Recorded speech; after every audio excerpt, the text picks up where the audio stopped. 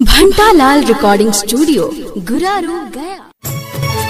संजू देवी जिंदाबाद जिंदाबाद जिंदाबाद। स्वर्गीय सरदार सिंह अमर रहे अमर रहे अमर रहे। बरहेता पंचायत का मुखिया कैसा हो, संजू देवी जैसा हो। हमारी बटन कहाँ दबेगा, गाड़ी कहाँ रहेगा। जीते हैं फिर जीतेंगे, संजू देवी जीतेगी। क्यों पड़े हैं चक्कर में, कोई नहीं है टक्कर में। आगे हमारो अब संजू देवी गारीवन के सनमगे मैं, गारीवन के सनमगे मैं, जान ला जानमगे। आगे बढ़ता पन चैतवा में सगरोइन के नमगे मैं, बाके बाजार पर खंडवा में सगरोइन करे नमगे। संजू देवी जिंदाबाद जिंदाबाद जिंदाबाद। स्वर्गीय सरदार सिंह अमर रहे अमर रहे अमर रहे।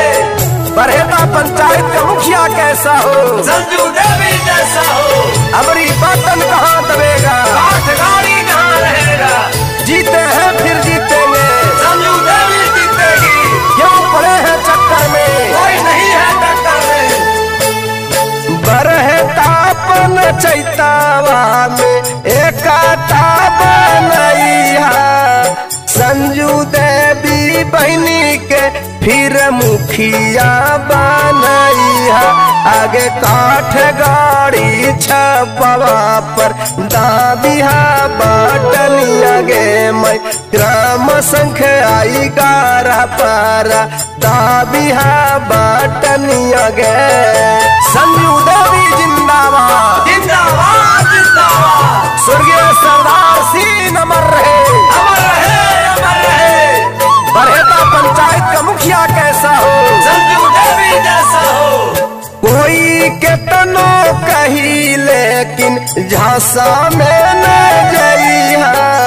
स्वर्गीय सरदार सिंह के लजिया बचाइहा।